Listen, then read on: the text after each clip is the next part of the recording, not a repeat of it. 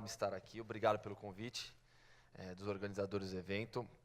Bom, acho desnecessário apresentá-los, mas vou repetir aqui.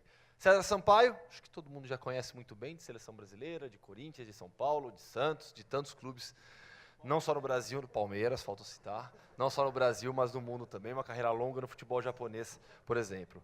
Léo Samarra, vocês já assistiram a uma palestra, conhece bem sobre formação de base e sobre treinadores na Argentina, trabalhando aqui no futebol brasileiro. E o André Giardini, profissional gabaritado na base, comanda um time de base que é um dos mais respeitados e mais sólidos do futebol brasileiro, que é o São Paulo. Então, para a gente abrir esse debate, começar, acho que primeiro falando um pouquinho sobre o que é ser treinador no Brasil. O César Sampaio tem a experiência de executivo, de ex-jogador, conviveu com muitos treinadores. O André já trabalha em um grande clube e o Léo conhece bem também. Então, queria que vocês falassem um pouquinho sobre o que é ser treinador no futebol brasileiro. Bom, Gustavo, também aproveitar para agradecer o convite, né, e eu acho que iniciativas como essa são muito bem-vindas. O futebol brasileiro precisa discutir muito essas questões e precisa se encontrar momentos para a gente poder realmente refletir, né, sobre a prática.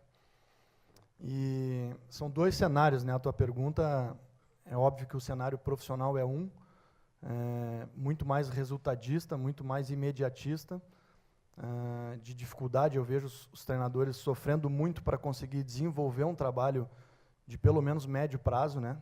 Muitos deles têm que dar um resultado a curto prazo para poder se estabelecer e aí talvez traçar um planejamento um pouquinho maior. Então, essa hoje é uma das maiores dificuldades dos treinadores profissionais, né? E por isso que eu ainda gosto bastante de trabalhar na base, porque me vejo sempre com um pouquinho mais de tempo do que o normal e tenho tido a sorte até e a competência de conseguir concluir os trabalhos que eu começo, né? São 3 clubes até agora, passei pelo Inter, pelo Grêmio e atualmente no São Paulo, e já são 2 anos. Então, a gente consegue realmente ver as nossas ideias começarem a se desenvolverem e chegarem a um ponto até da gente mesmo começar a se questionar de como conseguir evoluir ainda já dentro de um panorama de 2 anos, né, consecutivos de trabalho.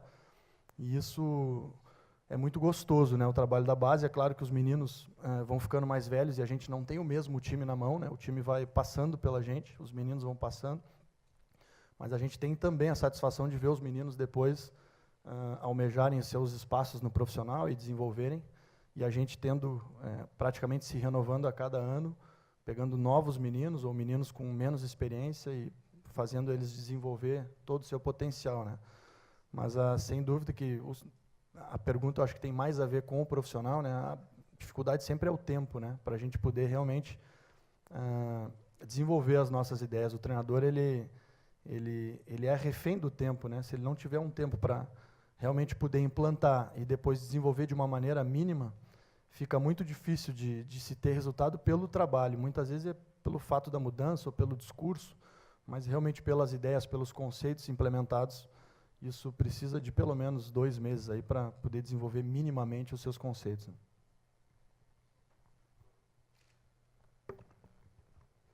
Bom, boa tarde a todos, né? A minha visão é mais como gestor, né? Como na função interdisciplinar, eu todo ano faço um curso, né? Quando não estou trabalhando, a gente procura se atualizar. E eu fiz o curso da licença B, da CBF, de treinador, até para conhecermos também, né, como gestor, a metodologia, assim, o treinador que está atualizado. Eu entendo que, bom, o Renato Gaúcho disse que não é tão importante isso, mas eu creio que ele seria um melhor treinador ainda, né, se pudesse estar acompanhando a evolução. O jogo mudou muito, os conceitos da minha época já não servem mais, né, é um jogo muito mais estratégico e físico, e o coitado do treinador, né? Como o Jardim disse, o que ele mais precisa e o que menos tem é tempo, né? Assim, acho que tem uma pressão muito grande, não colocando na cruz, mas o Rogério Ceni é um exemplo real, né, do que nós vivemos hoje. é uma esperança muito grande, um contexto interessantíssimo, né? O clube investiu na formação dele como uma referência, um ídolo do clube, né? E está sendo bombardeado porque tempo e resultados não caminham juntos, né? Esse é o cenário, por mais que a gente tente, assim, na base do folclore ou até mesmo na parte de uma estratégia de médio e longo prazo, o treinador, ele, no Brasil, né, essa é a realidade nossa, a continuidade, a permanência está totalmente atrelada a resultado, né?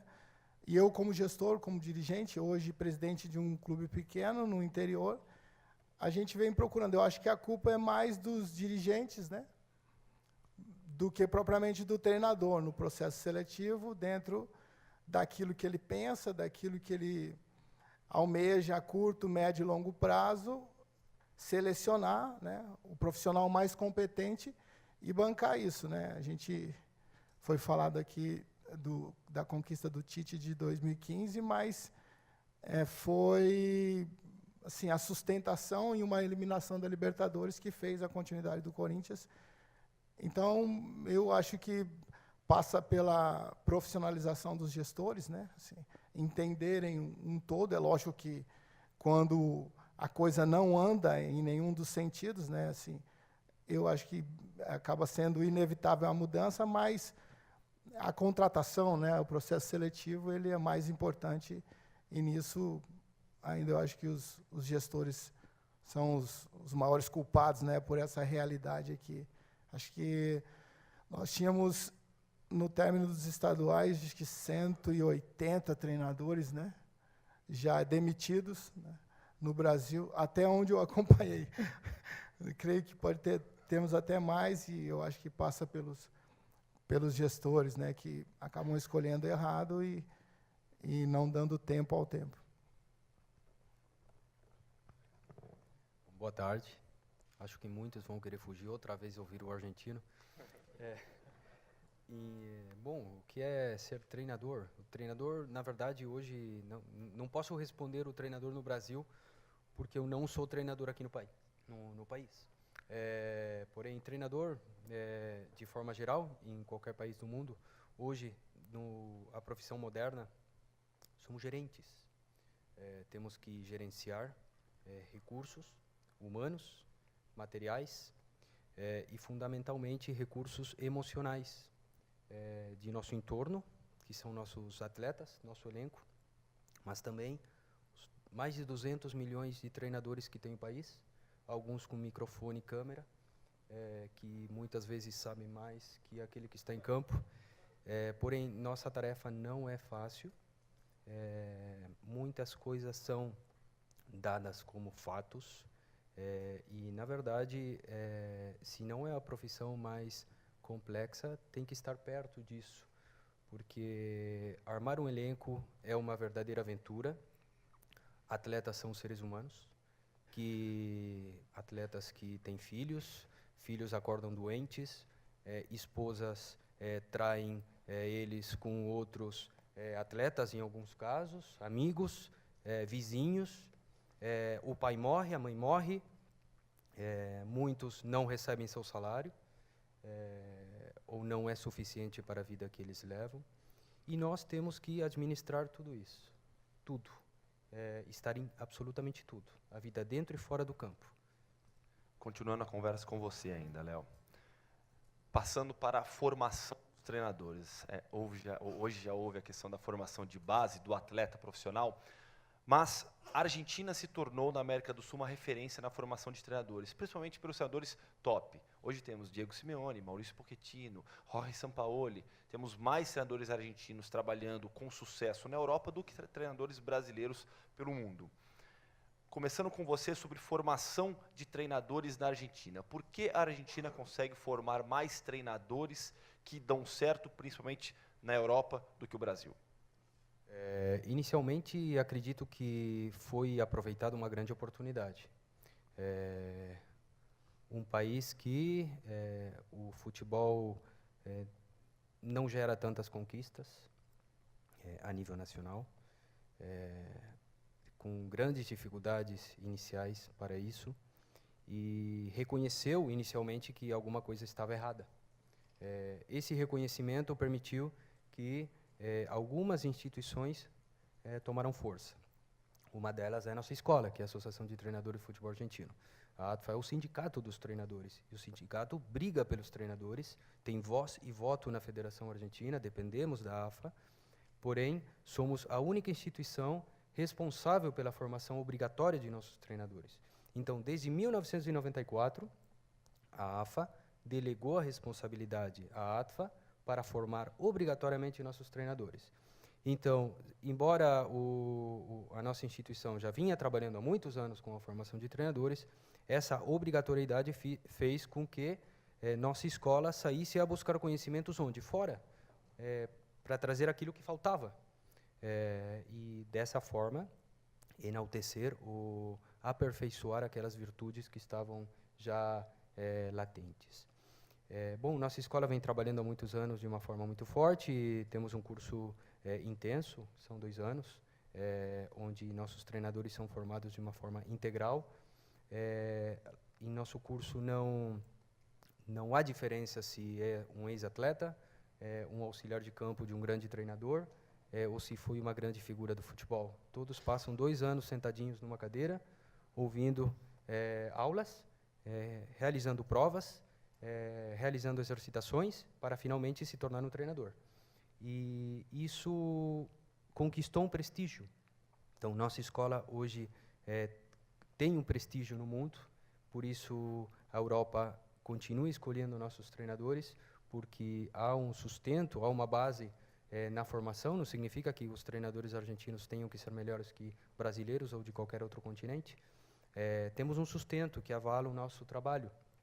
Então, esse respaldo é o que acompanha o sucesso de nossos treinadores. Na Liga Espanhola, não só temos o Sampaoli, temos o Berizzo no Celta de Vigo, que chegou por primeira vez na história com o Celta de Vigo a uma semifinal de Europa League. Temos o Pizzi, que foi treinador, agora é treinador da seleção do Chile, o Ron Snyder. O Almeida, campeão da Liga Mexicana, também fez todos os treinadores argentinos, porém muitos se destacam, e fundamentalmente pela capacidade também de nos adaptar a diferentes culturas. Nosso país é muito ruim para viver, muito ruim. É muito difícil ter sucesso na Argentina. O clima é ruim, a sociedade é ruim, as pessoas são muito frias, é um ambiente muito competitivo, muito competitivo. Então, acredito que essa dificuldade, sobretudo para trabalhar no futebol, no ambiente, faz com que nós consigamos tirar água das pedras. E isso acaba sendo bem visto lá fora, onde acabam precisando de nossos serviços. André, a formação é diferente da que existe no Brasil. Esse modelo que existe na Argentina é diferente do brasileiro. Aqui no Brasil, recentemente, na comparação com o que aconteceu na Argentina, a CBF abraçou a formação dos treinadores. O César acabou de citar o curso que ele fez de licença B. Hoje você tem licença B, licença A, licença Pro. É um modelo diferente. É um bom modelo que temos aqui? Eu ainda particularmente não fiz o curso da CBF, até por coincidência paguei hoje a inscrição da licença A, que vai ser feita agora no mês de junho. Mas a gente escuta falar muito bem, né, do nosso curso atual da CBF. Até o Rodrigo Leitão, que está aqui, é um dos instrutores, e a gente tem muita gente muito boa, com muito conceito, com muito estudo, com muita ciência por trás. Mas a verdade é que o Brasil está correndo atrás um pouquinho da máquina em relação à Argentina, e não só à Argentina, mas aos países europeus, principalmente, nessa questão de buscar o conhecimento um pouquinho mais científico, né? Acho que os resultados positivos nas Copas do Mundo e essa própria soberania que o futebol brasileiro se sentou por muito tempo, de certa maneira está se refletindo agora. A gente está pagando um pouquinho o preço de, por muito tempo, nos acharmos os melhores, e talvez parar um pouquinho no tempo a nível de ciência, de evolução, de conhecimento, de treinamento. A verdade é que eu sempre que me perguntam, eu externo muito a visão de que os nossos 2 maiores professores, né, de categoria de base Um deles já se aposentou, né, que é o futebol de rua. Ele se aposentou precocemente para nós, e isso fez diminuir bastante a oferta de talento humano, né? Os meninos chegavam nos clubes já com um talento absurdo e com muitas horas de prática já por trás, né? E o futsal, que para mim é o segundo grande professor aqui no Brasil e que nos diferenciou por esse tempo todo no futebol mundial, ele diminuiu muito, né, a incidência, pelo menos no Sul, que era um clube que tinha um futsal muito forte. Eu vim de lá e sou oriundo, inclusive, do futsal. Os clubes, a maioria dos clubes fecharam, né, por falta de apoio, por falta de incentivo, por falta de dinheiro. Então, a formação hoje dos atletas do futebol brasileiro se dá principalmente dentro dos clubes, né? E essa é uma nova realidade, coisa que na Europa já há muito tempo eles já correm atrás da ciência, porque eles têm as horas de prática que tem dentro do clube para desenvolver o menino. E a Argentina me parece que sofreu um pouquinho antes da gente, porque lá o futsal era muito forte. Eles tinham o futsal de bairro, né? Cada bairro tinha o seu clube, e eles tinham os campeonatos internos. Eu vi uma reportagem muito boa sobre isso, e era muito forte, né, o futsal, e saiu dali muitos jogadores muito talentosos, né? E a Argentina também, os clubes, a maioria deles fechou, faliu. Eles estão com déficit também dessa mão de obra, ou dessa matéria-prima, melhor digo, né, abundante. Então, está todo mundo agora meio que de igual para igual, né? Está tendo que realmente buscar no estudo, na ciência, no treinamento, na formação, para realmente formar os melhores jogadores. E eu acho que o Brasil está correndo atrás, mas está bem consciente disso. Principalmente os treinadores de base têm essa consciência de buscar o conhecimento de maneira incessante, para a gente recuperar o tempo perdido e voltar a lutar de igual para igual com... Acho que já estamos lutando, mas a nível de formação, continuar, né, sempre um passo à frente de todo o mercado, para poder manter o Brasil com essa tradição que tem, que é imensa. César, eu costumo dizer que praticamente houve uma frase pronta nos últimos anos no Brasil, principalmente por parte da torcida até. Os treinadores brasileiros estão desatualizados. Você ouvia todo mundo falar isso. Depois do 7-1, então, de 10 em 10 brasileiros falam, os treinadores brasileiros estão desatualizados. Nos últimos anos, participando de diversos eventos como esse, fazendo também, buscando a minha formação como profissional do futebol, eu falei, peraí, não é bem assim. Cada vez mais eu olhava para a base e via profissionais se qualificando, buscando a especialização, buscando algo diferente. E hoje em dia, alguns desses profissionais estão nos times de cima. O Jair Ventura no Botafogo, Fábio Carille no Corinthians, Zé Ricardo no Flamengo.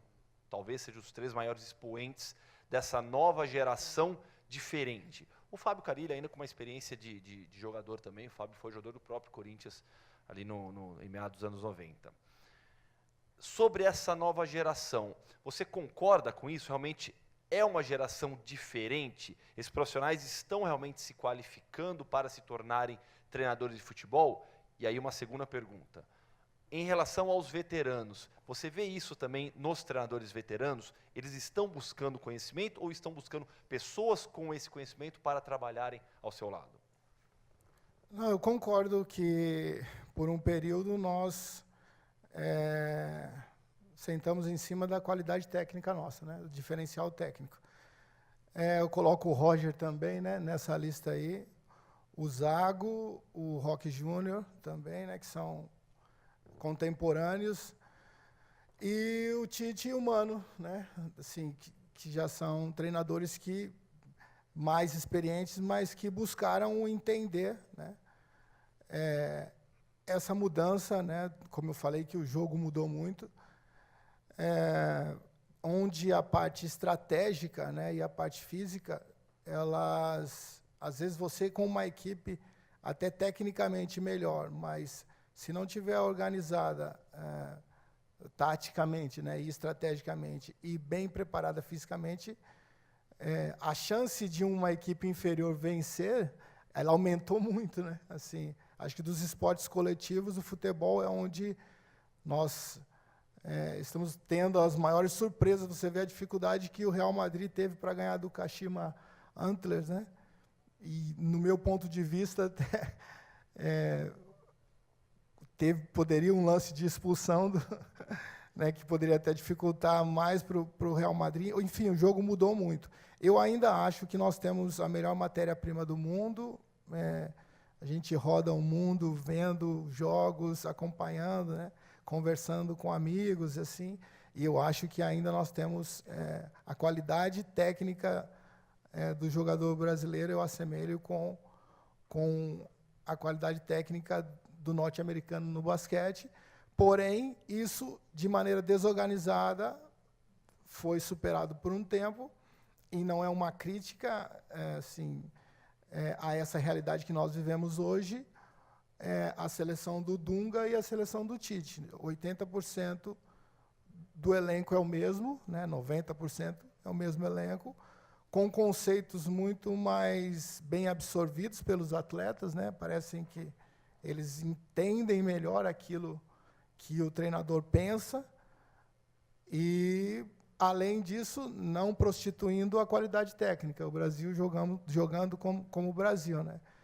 Então, eu acho que sim, eu acho que nós estamos passando por um processo de atualização e já nos igualamos na Sul-América, devemos ser testados agora, né, com os grandes da Europa, e concordo, eu acho que é por aí mesmo.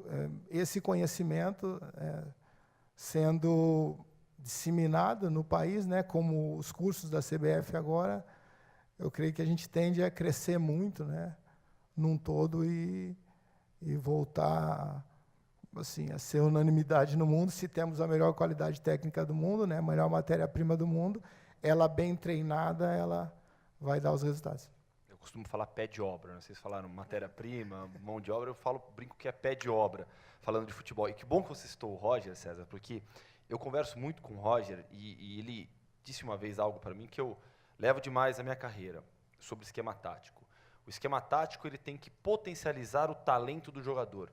Porque às vezes as pessoas olham para o Roger falar sobre tática, a forma como ele monta a sua equipe. O Roger é um estudioso do futebol. As pessoas imaginam que vem aquela história, está querendo inventar. Não, o Roger está fazendo tudo aquilo porque ele conhece o talento do jogador dele no dia a dia e quer absorver o máximo de cada atleta. Eu lembro no Grêmio dele do ano passado, quando ele montou um esquema tático, por exemplo, que na fase ofensiva ele tinha 3 volantes no meio campo, diferentemente do Atlético hoje, outro esquema. O primeiro volante segurava, os outros 2 com a bola fechavam. Sem a bola, os 2 marcavam os laterais. Foi algo novo aqui no futebol brasileiro. Até falei com ele na época, falei, Roger, eu não vi isso ainda. E por que ele fez tudo aquilo? Porque ele sabia do potencial daqueles jogadores. Era o Ramiro pelo lado direito, o Jailson pelo lado esquerdo e o Wallace estava no Grêmio ainda, o primeiro homem ali de meio campo. E aí a gente cai para essa questão do pé de obra. Do gerenciamento do grupo. O Léo falou rapidamente já sobre isso, com a sua experiência de ex-jogador, de executivo, de quem já trabalhou muito com o treinador, sendo mandado e mandando no treinador. Talvez seja o ponto mais crítico para um treinador, o gerenciamento de pessoas? Creio que sim. Eu vi uma entrevista do Mourinho, onde ele dizia que o atleta, né, há 20 anos atrás, 25 anos atrás, ele ia para a concentração com um baralho, né, com um jornal, e esse era o divertimento das concentrações. Eu já, na minha época, nem tanto, mas não era muito longe disso também, não. Hoje, acho que o treinador ele é um promotor de ideias, né, dentro desse contexto mesmo, né? Acho que o bom treinador é aquele que consegue montar um esquema onde as valências técnicas dos jogadores, né, elas possam ser encaixadas, né, tanto ofensivamente como defensivamente. E, bom, eu vi uma entrevista do Cuca também falando do Borja, né, assim um pouco, onde hoje os jogadores, independente da posição, com e sem a bola, todos têm uma função defensiva e têm uma função ofensiva, né? E gerenciar isso é muito difícil. É muito difícil porque você tem personalidades diferentes, você tem objetivos diferentes, você tem pessoas que se contentam com pouco, né? Assim, jogadores que podem ter uma carreira assim de sucesso, mas tem um objetivo pequeno. E você tem o Cristiano Ronaldo, que é um cara que já ganhou tudo, que já tem tudo, sim, que possa imaginar, e é fissurado por vitórias. É um cara que quer ser o melhor em campo sempre. Eu convivi com o Rivaldo um tempo, eu lembro que o Rivaldo foi bola de prata, e ele disse que ele estava puto, saiu porque ele falou, pô, que o Figo foi bola de ouro, né? Ele falou, pô, o Figo não faz gol, pô. Falei, pô, você foi o segundo melhor do mundo, cara. Ele, pô, mas perder pro Figo, o Figo não faz gol. Então, são caras assim, que independente de contra quem vai jogar, quanto vai ganhar, eles são movidos a serem os melhores, né? E gerenciar tudo isso é complicado. Crises também, né? Conflitos, né? Grupos, muitas vezes. E sim, o treinador hoje tem que ter essa competência, né? Tem que estar preparado para isso também, para fazer gestão desse todo e direcionar para um objetivo comum. André, na base é mais tranquilo? Ou essa molecada de hoje em dia que já tem empresário, assessor, não sei o quê, é tão complicada quanto um profissional? Os problemas são um pouquinho diferentes, né? Mas também em grande número, né? Eu acho que, principalmente hoje, a maior dificuldade que eu vejo, no meu caso, que é sub-20, né? Que é aquela última etapa de categoria de base, é a ansiedade deles de terem a sua oportunidade, né? Eles estão vivendo um momento na carreira que eles estão vendo o tempo terminar, né? A ampulheta do tempo ali está escoando, e eles ansiosos para terem uma chance, para serem chamados pelo treinador do principal, para poderem, pelo menos em alguns momentos, treinar no principal. E principalmente aqueles que estão no último ano de júnior, né? São sub-20 mesmo, vão lidando com essa ansiedade, com a cobrança. Ao mesmo tempo, o empresário cobra que ele faça alguma coisa a mais, que ele treine mais, que ele se empenhe mais para ter a sua chance, ou às vezes o pai e a mãe também exercem esse tipo de pressão, né? E muitos se autopressionam demais, né, para desenvolverem, mas a coisa muitas vezes não depende deles, né, nem da gente, que somos parte da comissão, e sim de um pouquinho de sorte, de um pouquinho de oportunidade, de terem realmente uma chance. E a gente sabe que muitas vezes a oportunidade ela não aparece porque não tem o espaço, porque o treinador principal está pressionado por resultados, fica difícil de lançar um menino, muitas vezes num ambiente muito pesado, né? Então, são outras dificuldades que a gente procura acalmá-los e passando um pouquinho de experiência de vida também, né?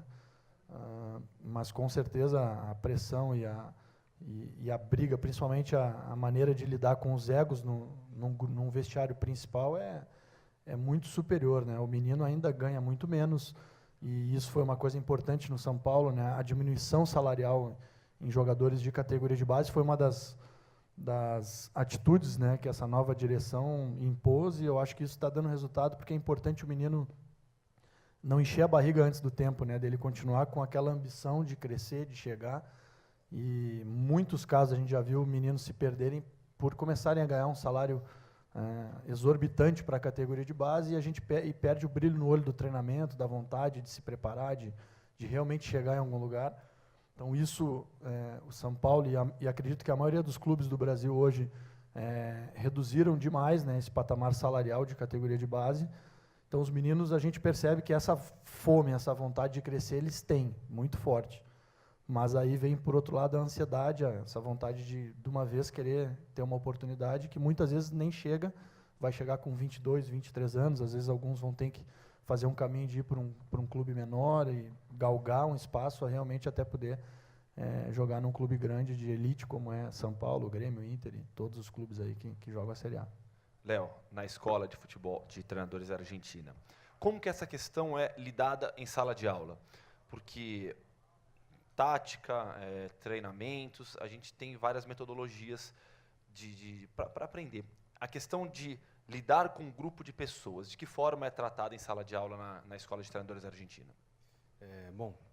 gerenciar pessoas não é uma tarefa fácil. Viver não é fácil, né? Então, mas também não está escrito em nenhum lugar que tinha que ser fácil. Esse é o nosso desafio, a dificuldade. Então, assumimos esse desafio, trabalhar com a dificuldade. Porém, nessa dificuldade, num tempo onde, numa era, né, na verdade, onde a juventude recebe muitos estímulos, muitos, estão super estimuladas, já não acreditam facilmente na palavra do outro, muito menos do adulto. Então, temos esse trabalho pela frente, que é conquistar o outro. Então, essa é a tarefa do treinador, a conquista, conquistar o atleta. Com que ferramentas? E aí está a chave da preparação pedagógica, psicológica, de preparo tático, físico, técnico, conhecer o regulamento do nosso esporte, para não estar reclamando na linha de campo, na beira do campo, um lance que desconhecemos como um fato verídico.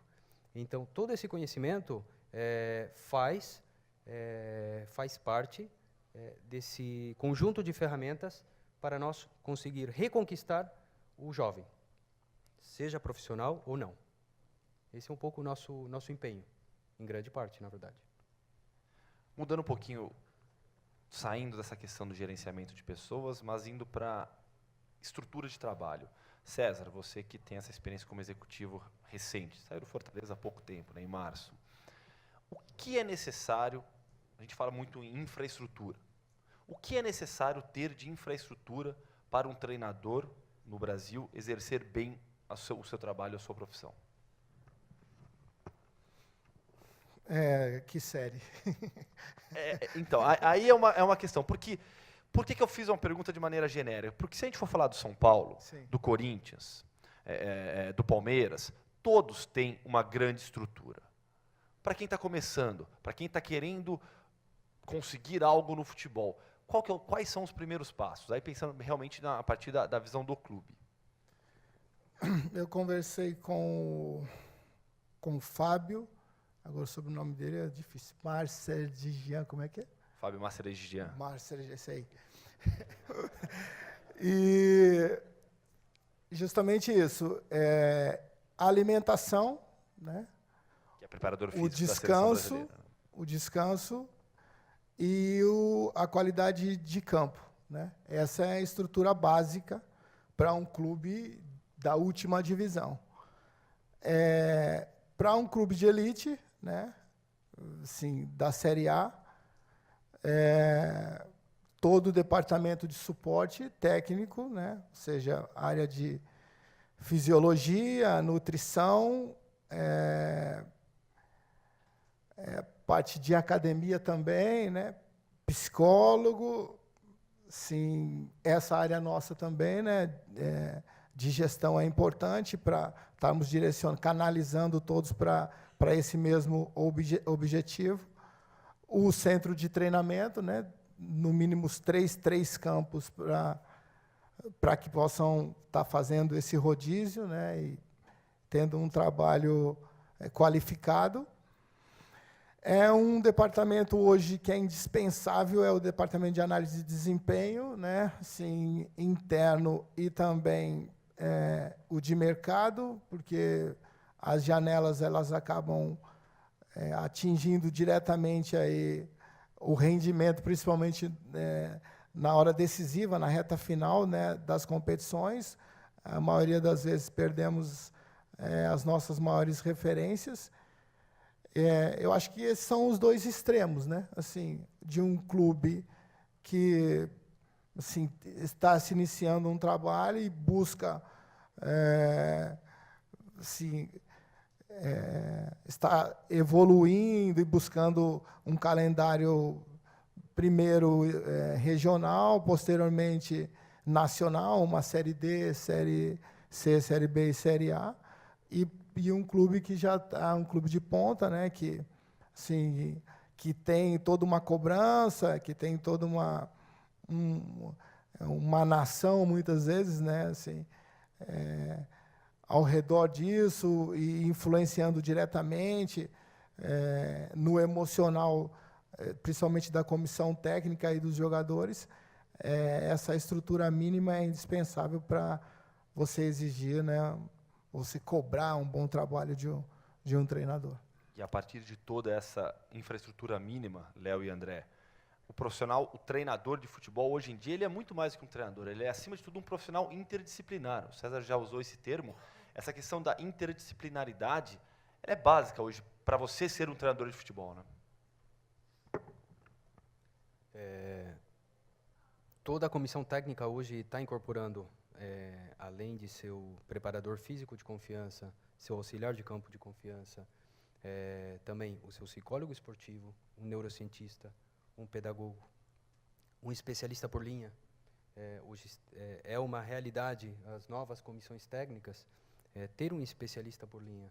Mas eu acredito que, de qualquer forma, a partir dessa primeira fase, que é o investimento na estrutura, o segundo passo é o que a gente vai fazer com tudo isso? Para que estamos investindo nisso, se não sabemos como usar? Então, hoje, acho que está no auge os departamentos de rendimento, de análises e demais, porém, é o que o treinador está esperando? Eles respondem ao que o treinador está esperando? Ou são só dados frios e mortos? Se eu tenho só informação de Joãozinho Carioca, que deu 15 passes certos, e com essa matéria, qual é minha solução a isso? Quantos passes desses foram para trás, foram ao vazio, foram comprometedores? Então, o que a gente faz com todo esse investimento, com a estrutura? Tem um monte aqui de clubes que têm grandes estruturas, tem 8, 9 campos à disposição, piscina para hidromassagem, para recuperação. O importante aqui é o que a gente faz com tudo isso. E o investimento agora é na inteligência. Temos que investir em nossos profissionais, planificar um tempo, acorde, né? Planificar um tempo, vamos dar um colchão de 5, 6 anos para que nossos profissionais se aprimorem os seus conhecimentos para tirar o maior proveito de tudo aquilo que a gente investiu. Sobre isso, né, André? Basicamente é transformar informação em conhecimento. Exatamente. O Léo foi muito feliz na explanação, e no Brasil a maior dificuldade hoje é justamente essa rotatividade de ideias, porque quando se muda um treinador, praticamente se mudam as ideias todas, né, da gestão geral, no profissional falando, mudando tudo, fica muito difícil de ter uma metodologia, de realmente todos os setores que cercam o futebol e que ajudam muito, precisam ter uma guia, uma linha de trabalho, uma maneira de contribuir, que muitas vezes leva 5, 6 meses ou um ano para realmente entender a cabeça do treinador, para poder ajudá-lo, né? Se muda de 3 em 3 meses o treinador, imagina como fica esse grupo de apoio todo, né? E na categoria de base evoluiu bastante já, a maioria dos clubes tem uma estrutura muito boa, em todos os ramos que cercam, né? Porém, são muitas equipes, né, na base, então são, se eu não me engano, 7 equipes ao todo, da sub-20 até a sub-10, e muitas vezes tem o São Paulo, que é um clube hoje que talvez tenha uma das melhores estruturas, tem 2 psicólogos, por exemplo, né? Então, o trabalho deles fica limitado ao dia a dia, porque eles não são exclusivos de uma categoria, eles têm que atender 130, 150 meninos, né? E isso vale para todas as outras áreas, né? Então, a dificuldade que eu vejo na base de realmente ter um rendimento ainda maior nessa questão da multidisciplinaridade é justamente, ainda na base, poucos profissionais para uma demanda gigante. E no profissional, essa rotatividade de profissionais, principalmente no comando, onde muda a cabeça principal, muda o pensamento de todo o conceito do departamento de futebol, e muitas vezes o que estava se fazendo e se consolidando, está tudo errado na cabeça do profissional que entra e começa tudo de novo da estaca zero. E aí a gente fica praticamente andando no mesmo lugar, né? E não sai do lugar, e infelizmente tem sido assim no Brasil. Aí a gente vai cair numa questão que é bastante conceitual, que é uma filosofia de futebol, o que cada clube quer com o seu futebol. Não sei se vocês concordam. Hoje em dia eu olho para o futebol brasileiro, eu vejo uma filosofia no Santos. o Santos nos últimos anos, muito pela necessidade que houve lá no início dos anos 2000 e que essa necessidade deu o título de 2004, 2002 para o Santos, a partir dali o Santos instituiu a sua filosofia. O clube sabe o que quer. O Corinthians criou essa filosofia a partir dos trabalhos do Mano Menezes e do Tite. E aí eu não vou ficar citando todos, ficar nesses 2 exemplos só apenas, mas isso é possível no futebol brasileiro? Porque o André acabou de citar essa questão da troca dos profissionais e aí muda tudo. E a gente vê isso acontecer com mudança de presidentes. Sai um presidente, entra outro e muda tudo. Mas eu acabei de citar 2 casos, Corinthians e Santos, clubes que passaram por mudanças políticas também. Presidentes da mesma linha política, mas houve mudanças. É possível, César, você com toda a experiência de Brasil, de futebol pelo mundo, é possível criarmos essa filosofia de futebol em cada clube? É possível, cara. Eu vejo o Flamengo, né, também voltando a investir na base, a lançar jogadores da base, assim, a trabalhar a base com carinho, como trabalhava antigamente, e buscando e recuperando essa identidade. Eu acho que é possível, sim. Cabe aos gestores, né, assim, aguentar essa pressão, que não é mole, cara, não é fácil, não. Assim, tá o Leitão aqui, a Gaviões, assim, a mancha verde do Palmeiras. É complicado, assim, se você não tem, aí eu falo assim, no nosso cargo, né, como intermediário, se você não tem um pulso firme, né, de um presidente, se você não tem, assim, o Paulo Nobre no Palmeiras bateu de frente, né, com essa pressão de mudança. Eu lembro quando o Cuca chegou, ele teve alguns resultados negativos e existia uma pressão muito grande, muito forte para a mudança, e ele, assim, acreditou no trabalho, deu tempo ao tempo e colheu os frutos, né? Então, eu acho que é possível, sim, né? Mas, como você bem disse, são cargos estatutários, ou seja, tem um período determinado e, muitas vezes, quando trocam os presidentes, né, ou a maioria das vezes, parece que o que chega quer apagar toda e qualquer lembrança do anterior, né? E isso, quem acaba sendo mais prejudicado é a instituição. Léo, quando a gente vê, depois de alguns jogos da Libertadores da América, equipes da Colômbia, do Peru, do Chile, quando enfrentam equipes brasileiras bem organizadas taticamente, às vezes a gente ouve e lê entrevistas do tipo, nem parecia um time brasileiro. Isso é muito comum, muito comum. Essa filosofia na Argentina, ela é mais presente nos clubes? Cada clube sabe o que quer no seu futebol? Não muda radicalmente de uma gestão para outra? Ou não, é tudo igual, é como no Brasil? Não, é difícil que um clube mude de cor. Tem uma história, tem uma tradição. Então, eu acho que a maior contradição com esta resposta é o fato a realidade da seleção argentina, que passou do Sabella, que é um bilhardista, passou para o Martino, menotista, depois foi para o Bausa, que é bausista, e agora vai para o Sampaoli, que é belcista.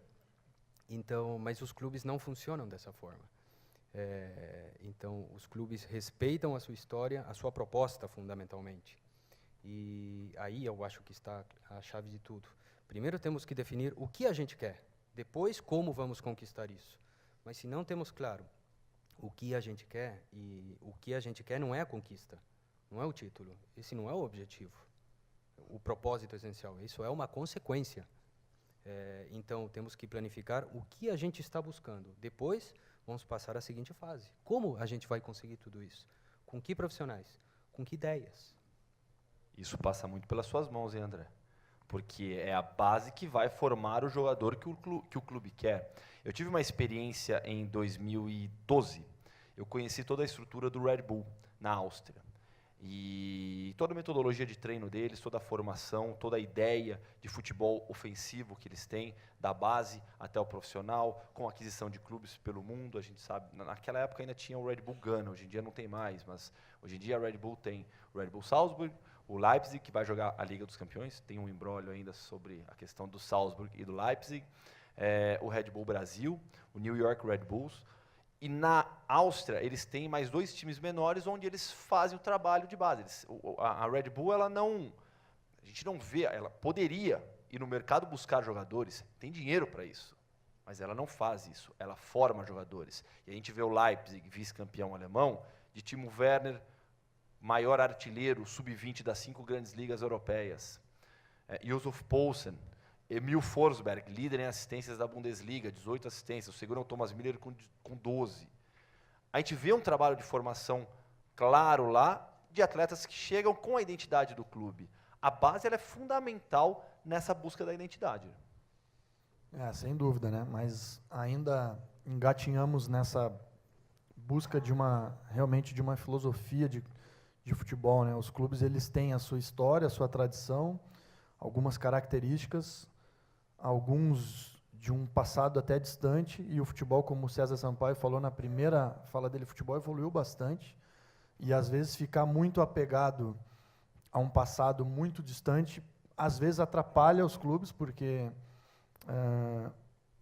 os dirigentes, muitos antigos, eles ficam comparando, né, com o tempo do futebol que eles, alguns até ainda assim diretores, né, e ainda são diretores, mas ganhava jogando daquele jeito, ganhava jogando bola longa na cabeça do centroavante, ganhava com o goleiro chutando para frente e não saindo jogando. Então, o futebol ele evoluiu bastante, e eu acho que a renovação também dos seus gestores vai ser fundamental para que os gestores passem essa tranquilidade, passem uma linha, passem uma filosofia de jogo, para realmente, como o Léo falou, para todos os outros processos que vêm por trás disso comecem, né? Mas sem ter esse primeiro passo, fica muito difícil. A gente vai trabalhando, e a maioria dos clubes, eu acredito que seja assim na base, vai trabalhando conforme aquilo que a gente acredita que seja o certo, né? E os clubes acabam gostando quando vem um futebol bem jogado, quando vem os meninos mais talentosos sendo privilegiados de poder estar bastante tempo com a bola, de poder desequilibrar os jogos pela qualidade técnica e não só pela força, né? Então, os clubes eles desconfiam do que eles querem, eles ainda não sabem exatamente o que eles querem, mas quando eles veem as coisas certas, eles não há quem na arquibancada não se identifique com uma equipe jogando bem, né? E por vezes até o mais antigo esquece de que se ganhou muito diferente de como se está jogando hoje em dia. Mas no fundo, todos querem ganhar. E isso talvez é o que mais atrapalhe as coisas aos gestores dos clubes enxergarem o futebol como ciência também e como um esporte coletivo que é jogado com muita estratégia, com muito treinamento, com muita ideia por trás. E a vitória é a consequência, como o Léo falou, né? E não o produto final. Mas ainda aqui no Brasil se busca de imediato a vitória, né? E não se entende ainda a vitória como consequência de muitos processos bem feitos. E eu acho que o maior exemplo disso é o Barcelona, que é um clube que consegue se manter tanto tempo na ponta, e por mais que digam, mas eles têm dinheiro para contratar quem eles querem. Mas tem muitos outros clubes também que têm dinheiro para contratar quem eles querem, e nem todos os outros conseguem se manter jogando um futebol de altíssimo nível, com uma escola muito identificada, com um modelo de jogo, todo mundo sabe como o Barcelona joga. E quando dá tudo errado, e eles estão vivendo um ano que está dando tudo errado, eles usam esse ano para aprimorar, para aperfeiçoar o seu modelo e não para mudar tudo, né? E aqui no Brasil, normalmente, um ano ruim é motivo para se mudar tudo, acho que está tudo sendo feito errado, vamos por um outro caminho, e aí começa tudo de novo da estaca zero, e lá se vai muito tempo para realmente chegar num jogo bem jogado. Para citar mais um caso de futebol europeu, que tem claramente uma cultura estabelecida, já desde os anos 70, quando um tal de Johan Cruyff passou por lá, é o Ajax. Ajax, de novo, numa final continental, vai jogar a final da Liga Europa contra o Manchester United, revelando jogadores, contratando também. Foi lá no São Paulo buscar o David Neres. Gastou uma grana alta com o David Neres, mas jovem, já deu resultado, né? O pessoal de lá tem dito muito que é um treinador que está resgatando a origem Peter Bosz. A origem do Ajax e resgatando ideias do Cruyff, de um futebol ofensivo, de um futebol total, como eles dizem, né, com marcação alta, e eu particularmente fico muito feliz que surjam mais equipes como essa, porque acredito demais nesse futebol bem jogado e que junto com o bem jogado dá resultado também. Time com 23 anos de média de idade. A zaga tem um garoto de 20, o Davison Sanches, zagueiro colombiano, ex-Atlético Nacional, o Delite, é um garoto de 17 anos que subiu agora da base. No ataque, o David Neres está com 21, não, ele fez 20 agora, acho, né? O David Neres ainda é sub-20, né? Ele é 9'7", Ele é 9'7", né? E aí você tem do outro lado o Younes, que tem 23, o Justin Kluivert, que é o filho do Patrick Kluivert. Você lembra bem do Patrick Kluivert, né? Copa de 98. O filho dele já virou jogador, tem 17 anos. Então você vê realmente um trabalho de base claro lá que é feito já há muito tempo. Mas você citou o técnico do Ajax, o Peter Bosz, um profissional que estava trabalhando em Israel, inclusive até a temporada passada. Ele olha para a base. O César fala muito faz muitas críticas ao gestor do futebol. Mas não cabe também uma crítica mais forte aos treinadores de cima, que se preocupam muito mais, não sem razão, com o resultado para permanecerem empregados, do que com a qualidade, para olharem para a base com tranquilidade, para poderem trabalhar esses jogadores também?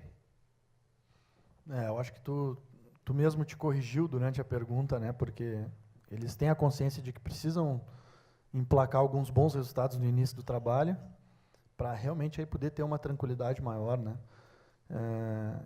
Quando eles têm a sorte de cara conseguir dar resultado, a coisa funciona. Eu acho que é um pouco o caso dos clubes que tu citaste, né? Que vem de uma história recente vencedora, aquela coisa de o que vem primeiro, o ovo ou a galinha. Eu acho que, como ganharam, estão conseguindo dar sequência e continuidade, e aí até se identifica já uma filosofia de jogo, apesar até de mudar treinadores em alguns casos, mas vem ganhando, porque vai ser interessante da gente ver esses clubes quando perderem, né, uma sequência, se vão ter essa convicção toda, né, de uma linha de trabalho, de treinadores parecidos, com uma linha parecida, né.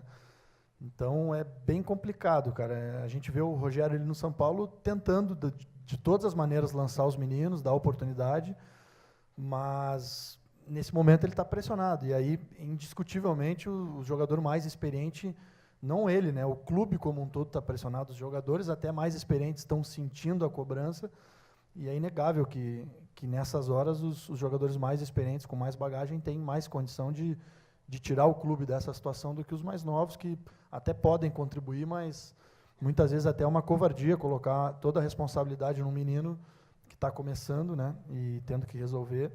Então, acho que até por caráter, os treinadores procuram preservar os meninos de situações muito pressionantes e lançá-los quando realmente a maré está muito a favor e está muito tudo ajudando, conspirando a favor para realmente poder lançar os meninos.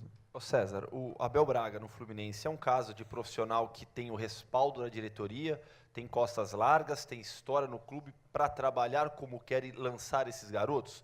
Porque a gente olha para a equipe, para a Série A, o Carille é um profissional que veio da base, conhece muito bem a base, o Zé Ricardo, a mesma coisa. O Abel não, o Abel é um desses veteranos. O Carille, certa vez, lá na ESPN mesmo, ele disse uma frase que eu achei espetacular sobre essa história, que às vezes vira uma rivalidade, né? Parece os jovens treinadores contra os veteranos, né? Quem vai vencer? Não é por aí. E o Carille disse uma frase espetacular, que fiquem os bons, independentemente da idade. Se é jovem, se é velho, se está na flor da idade, não interessa, que fiquem os bons. O Abel é um caso desse profissional experiente que olha para a base e lança a base. O time do Fluminense é muito jovem. É o clube que é gerido de dentro para fora e de fora para dentro, né? Assim, invariavelmente, eles lançam jogadores. O Fluminense teve um problema com o patrocinador, né, econômico, e invariavelmente os jogadores da base são lançados quando não tem dinheiro. Sim, é lógico que é uma pena isso, né? Eu acho que todos gostariam, mas na pele do treinador ele não pode se dar ao luxo de correr o risco de trocar uma unanimidade, ou seja, não só para a torcida, a imprensa, mas também por números, né, de uma realidade, de um jogador que é uma realidade, para uma aposta, né? Não tem como não dizer isso. É um atleta que tem toda uma carga, um jogador vindo da base, né, que a gente tem um ponto de interrogação sobre o emocional, sobre a personalidade do atleta, até às vezes sobre também o menino que deixa, às vezes, subir para a cabeça, né, uma boa estreia, ou uma sequência de jogos ou de gols. Então, o treinador passa por isso, né? Ele vai querer, né, se puder e se tiver dinheiro, me dá o que me garante, depois eu lanço da base. Mas o Santos eu acho interessante. Eu comecei no Santos, né?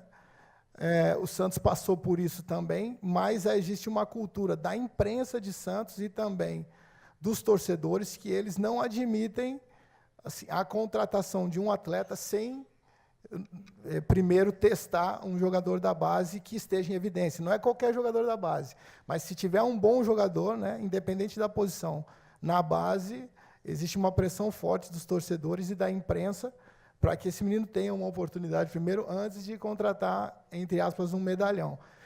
Eu também acho, né, falando dos treinadores, dos jogadores também, que fiquem os melhores, né, assim, acho que a gente gosta de um bom jogo, mas, na prática, é isso. A oportunidade de um menino, né, a maioria das vezes nos grandes clubes, nesses 12, elas aparecem quando não tem dinheiro.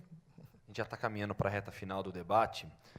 Vamos falar sobre um tema que gera sempre muita polêmica, que é o calendário. O famoso calendário do futebol brasileiro. Mas é bom que o Léo está aqui, porque às vezes eu olho para o nosso calendário e falo, caramba, tá ruim. Mas aí eu olho para a gente e falo, lá tá pior. Queria que você falasse, Léo, sobre essa questão do calendário no futebol argentino, porque a gente reclama tanto aqui, e se há um país que na América do Sul passou por muitas dificuldades extra-campo em relação ao calendário, a formatação de competições nacionais, esse é argentino hoje em dia. Sem dúvida. O conflito com o calendário, na verdade, é um tema econômico, né? Porém, as características do futebol argentino tem um calendário único, que vai o ano completo. Mas esse calendário vai tanto para o profissional como para as categorias de base. Então, não existem meses sem competição. O ano inteiro tem competição. Então, a maior dificuldade que eu vejo aqui no Brasil é isso, especificamente. Tem clubes aqui que tem pouca competição. Na Argentina, a competição é completa. E um pouco fazendo a comparação com... Foi uma colocação aqui do futebol feminino. Nós lá temos o jogo preliminar. O jogo preliminar seria o que aqui é um sub-20, mas lá é um sub-20 tuneado. Que eram aspirantes aqui em São Paulo. São as estrelas das categorias de base, o melhorzinho que tem, com a reserva, né? Com aqueles que estão voltando de lesão, aqueles profissionais que estão voltando de lesão, ou aqueles que o treinador não leva em consideração, pelo menos para essa competição. Então, acredito que sim, o calendário hoje tá bem elástico, temos 30 equipes na Série A, porém está sendo bem levado, vão cair acho que 4 dessa vez, depois mais 4 o ano próximo, até voltar ao tradicional de 20 equipes. Porém, o calendário é anual, se respeita, e eu acho que isso é muito positivo para o futebol argentino, o fato de que todas as categorias respondem ao mesmo calendário. Ô César, aqui no Brasil, a questão do calendário ela vai bater de frente sempre com os estaduais. Que na prática, quando a gente compara com o futebol europeu, a questão de número de datas, né? A gente estoura justamente no estadual, que aí varia de 15 a 20 e poucos jogos a mais por equipe. Porque, de resto, todo mundo tem Copa, todo mundo tem Campeonato Nacional, tem Liga dos Campeões ou Liga Europa. E, no caso, por exemplo, de alguns países, tem a Copa da Liga ainda. Mas aí os treinadores fazem o que lá? Eles rodam as equipes. Sem comentarista da ESPN ficar criticando, sem torcida chiar, eles rodam o elenco, com tranquilidade. A questão do calendário aqui no futebol brasileiro, o conflito é realmente com o estadual? Porque o pessoal fala também, estadual não vale mais nada, não serve de parâmetro. A gente viu aí, você acabou de trazer o número de demissões no futebol brasileiro, a primeira rodada do brasileiro foi nesse final de semana. Como lidar com essa questão do calendário e dar a importância devida às competições, né? A Federação Paulista, né, até o Mauro está aí, eles... E outra, o calendário nacional é o que o qualifica, né, para as competições sul-americanas e depois até possivelmente o Mundial. Porém, a rivalidade mesmo ela é regional, né? Assim, segunda-feira na padaria, o cara quer ver o palmeirense quer encontrar com o corintiano quando ganha e tal. Então, existe todo um carinho aí dessa... E também os clubes formadores, né? Assim, o interior, principalmente do estado de São Paulo, sempre foi assim, a raiz mesmo, né, de formação de grandes nomes, né? Então, assim, nós temos aí esse embate, aí, podemos dizer. A redução de datas, né, que a Federação Paulista sim, vem aplicando ano passado e esse ano, a diminuição de clubes também, consequentemente, diminuíram as datas. A fórmula da competição que foi questionada também, porque com o cruzamento de data, de grupos, né, você acaba não... Os clubes do mesmo grupo não se enfrentam, não tem como... tem um ponto de interrogação aí, né? Porém, eu acho, no meu entendimento, tratando-se de regionais, principalmente os clubes de Série A poderiam entrar numa segunda fase, né? Poderia fazer um torneio, né, preliminar, e 8 a 10 equipes que classificassem aí se juntariam aos grandes, podemos dizer, ou os clubes da Série A, para diminuir um pouco esse calendário inicial, né? E teríamos também mais tempo de pré-temporada, né, da preparação para atletas que acabam impactando diretamente no rendimento dos jogadores, né, desproporcional. Os times que não têm calendário, eles entram nesse estadual com muito mais força, né? Tem equipes que se apresentam no final de novembro, em dezembro, e quando as equipes da Série A, eles se apresentam em janeiro, então fica desproporcional, né, até em termos de preparação. Então, essas equipes de Série A teriam mais tempo para se preparar pro estadual, e eu acho que os restantes do calendário está bem ajustado. Uma coisa que a gente tem de problema é o tamanho do país, né? É uma coisa que, sim, é difícil, né? Porque você... e o clima também, né? Você, de norte a sul, você arrebenta com qualquer recuperação.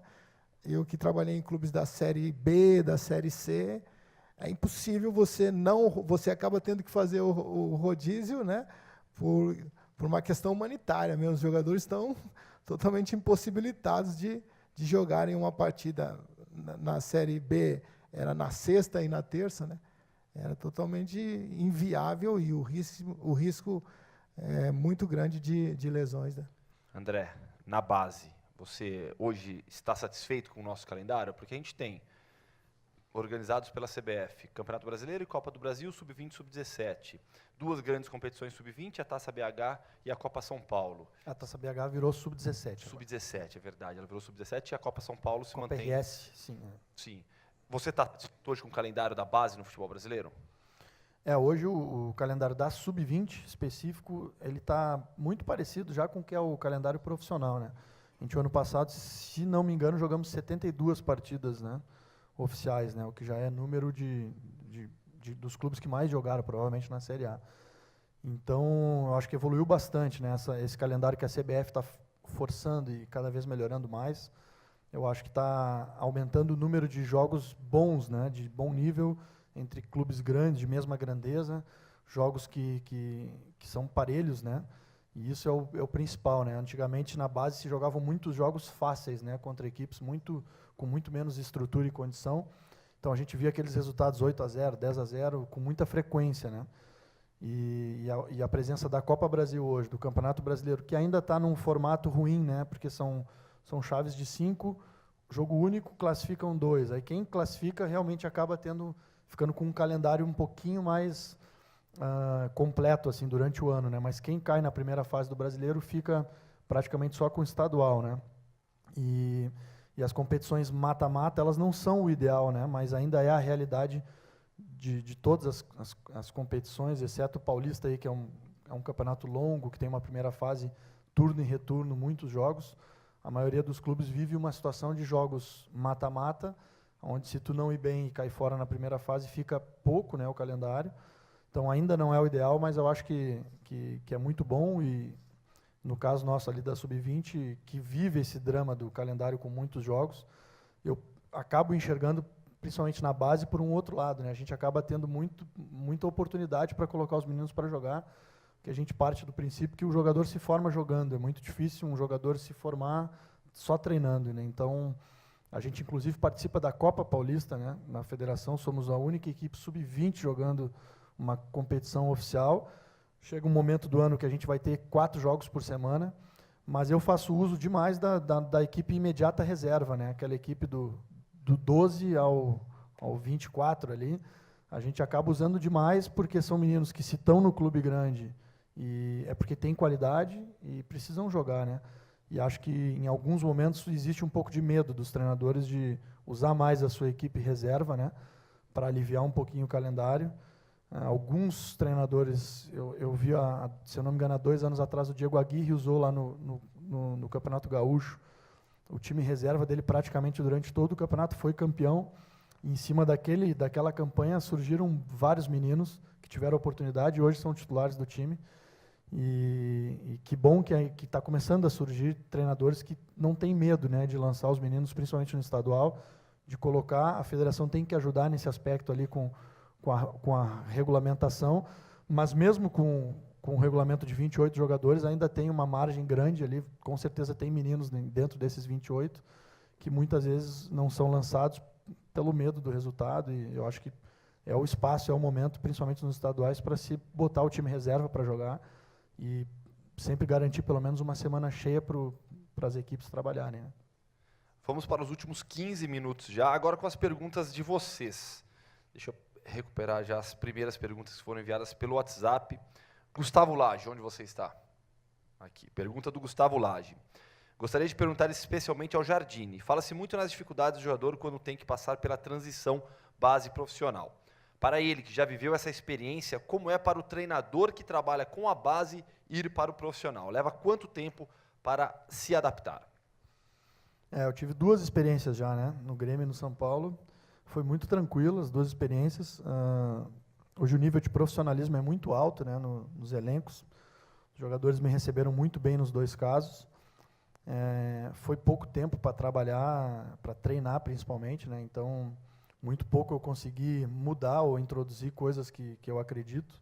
A gente procura até quando assume interinamente, que é o caso, né, dos treinadores de base, quando assumem os times principais, a gente procura simplificar ao máximo para não passar por inventor ou tá querendo aparecer, tá querendo fazer. Não, a gente tenta ser o mais simples para que eles não estranhem também a sua dinâmica diária que eles estão acostumados, de treinamento e até de ideias de jogo. Mas é claro que algumas coisas a gente interfere e mexe um pouquinho, mas foi muito tranquilo e muito diferente ser interino do que ser o treinador efetivo, né? Eu acho que realmente eu vou poder responder essa pergunta com propriedade no momento que assumir efetivamente uma equipe, porque aí sim, no momento que a direção te dá o respaldo, diz, agora tu é o treinador da equipe, aí com certeza as coisas que eu acredito, eu também vou impor ao grupo e na dinâmica diária de treinamento, de conduta, porque eu vou responder pelos resultados, né, diretamente. Então, posso responder de maneira interina, foi muito tranquilo, até porque a gente procura evitar entrar em zona de conflito, de choque, né, com os jogadores.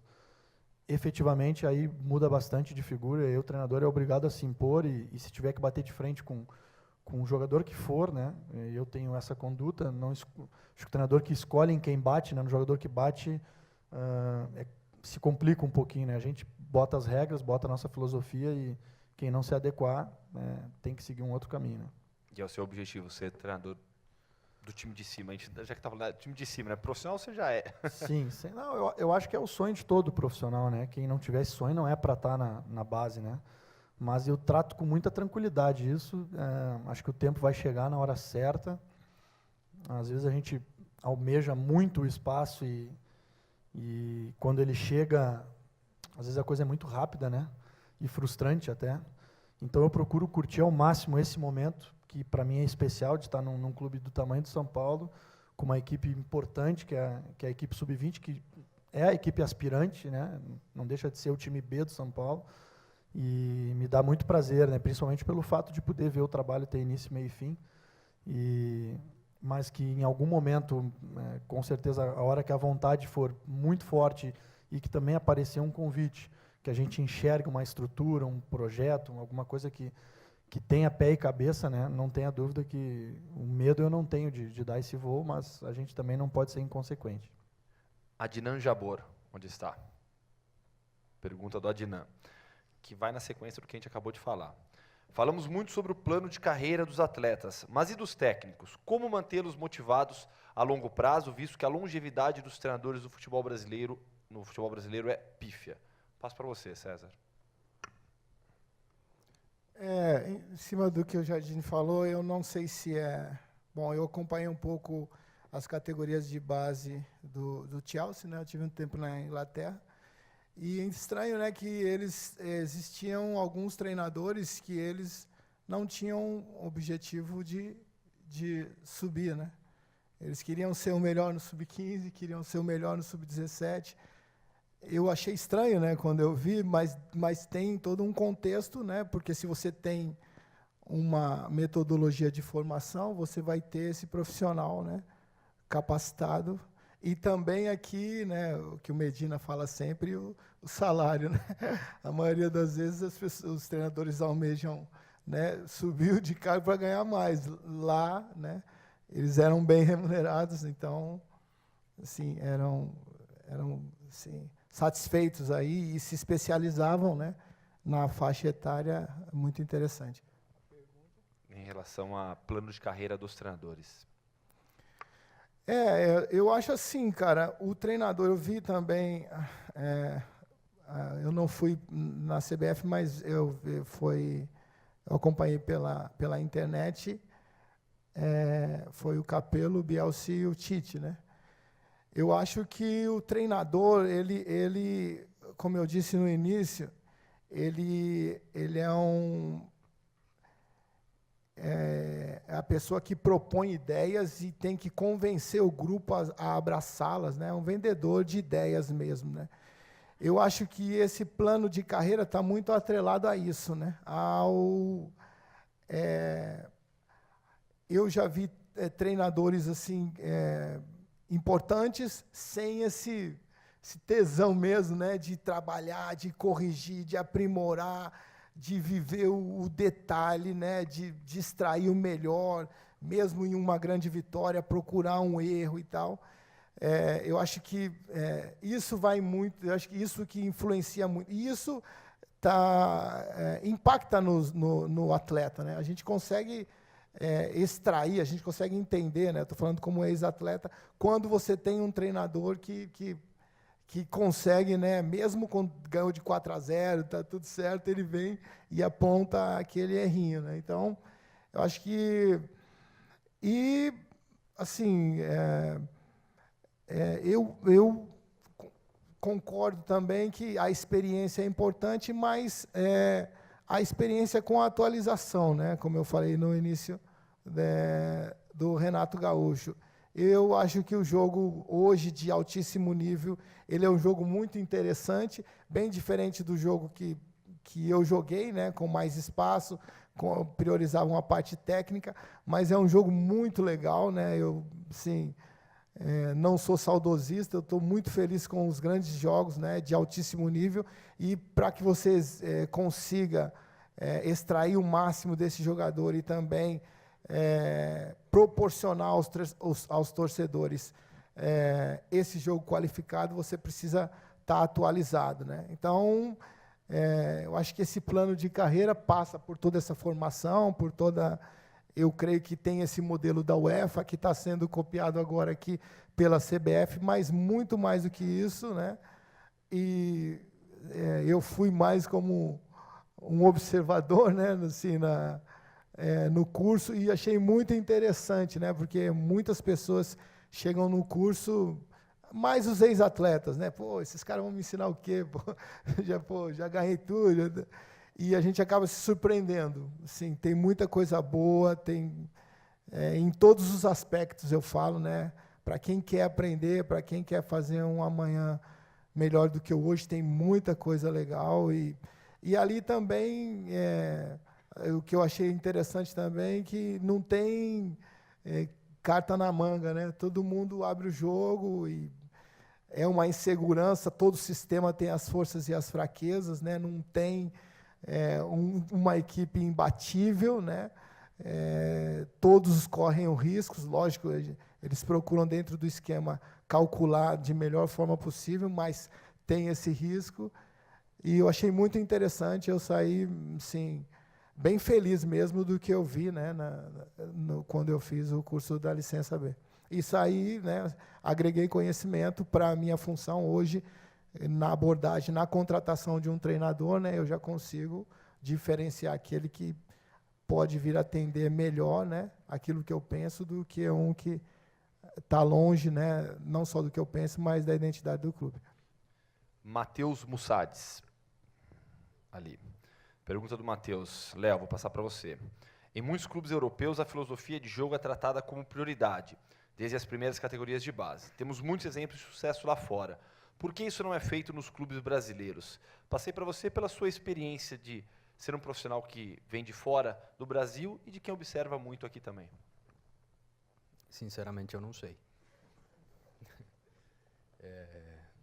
Posso responder sobre aquilo que eu posso imaginar. Imagino que a pressão que exerce o futebol na vida de todos nós aqui no país faz com que isso seja uma utopia. Então, cada treinador chega com seu livro, não existe um objetivo comum, estamos longe disso. Então, hoje a necessidade é de triunfar, de conquistar. Motivo pelo qual temos categorias menores, de 13, 14, 15 anos, atletas que deveriam estar aprendendo e assimilando o conceito de tática básica, posicional, e tem treinadores que estão hoje adotando ou copiando, imitando modelos de jogo profissionais, com táticas diferentes, que não são adequadas para categorias de formação, 3-5-2, com o objetivo de surpreender e gerar uma conquista, quando, na verdade, o nosso objetivo nesse processo formativo é outro, é dar ferramentas. Última pergunta para a gente entregar no tempo, finalizar no tempo certinho. César Sampaio, para você. Pergunta do Rodrigo Colucci, ali atrás. César, como é para você ser presidente de um clube como o Comercial Tietê, que está afastado do profissionalismo há mais de 10 anos? É um grande desafio, né? Minha vida aí foi pautada por grandes desafios. A gente tem em mente, nós estávamos licenciados, graças à federação, ao Mauro aí que eu perturbo bastante, disputamos o torneio paulista, eles proporcionaram para a gente uma competição onde as equipes que não jogavam profissional pudemos participar do 15-17. Eles abriram a exceção também esse ano novamente para o Sub-20, né, da segunda divisão. Isso é um calendário regional. E dentro desse modelo nós estamos esperando os jogadores ficarem mais velhos, né? Ou seja, daqui 2 anos os jogadores farão 20 anos, nós teremos a equipe profissional. É um desafio grande. A gente tem alguns modelos aí, o mais próximo é o do Ituano, né, onde o Juninho vem fazendo um trabalho bem legal, eu tenho conversado bastante com ele. Não digo que o Tietê vai se tornar um Ituano, mas esperamos aí ter uma opção de entretenimento segura, agradável, né, um bom futebol, né, para Tietê e região, e que os melhores aí eles possam serem absorvidos, podemos dizer assim, pelos grandes clubes do país. Para a gente finalizar agora, considerações finais de cada um, por favor, começando com você, André. Não, só agradecer, acho que o evento, e não só esse evento, mas eu vejo que o Brasil tem tentado construir um pouquinho o conhecimento, né, e trocar ideias, trazer as pessoas para falar, dividir as suas experiências. Acho que ninguém é sabedor de tudo, mas também ninguém não tem nada para contribuir para todo mundo, né, César? A gente sempre vai aprender com quem quer que seja, né? Eu acho que o Brasil está começando um caminho importante de troca de experiência, de ganho de conhecimento, de realmente produção científica também, que sempre foi pequena na área do futebol. E eu acho que a gente está de parabéns aqui por esse evento e que a gente continue fomentando aí o conhecimento e o crescimento profissional e pessoal de todos. Léo. Agradecer em primeiro lugar, agradecer o espaço, mas mais ainda a iniciativa, a intenção que tem por trás. Respondendo um pouco a primeira pergunta do debate, os treinadores estão desatualizados, têm fome de conhecimentos. Então, o que está vivendo o Brasil hoje é uma revolução de conhecimento, que vai ser muito produtivo para o futebol brasileiro e vai dar seu resultado em pouco tempo. Agradecer o convite também, parabenizar a todos, né? Eu meio deslocado aqui, né? Como gestor na cadeira de treinador, a gente, dentro da minha limitação aí, nunca dei um treino, nunca fui à beira de um campo, mas a gente está envolvido direta e indiretamente, né? Espero ter atendido aí as expectativas de vocês. E nós que estamos aqui, cara, gente que vai, se a gente quer mudança, né, passa por isso aqui que nós estamos vivendo. A gente às vezes vem aqui para cumprir uma agenda ou obrigado, né? E eu acho que nós estamos num processo, como as meninas do futebol feminino disseram aqui, onde as oportunidades são grandes, né?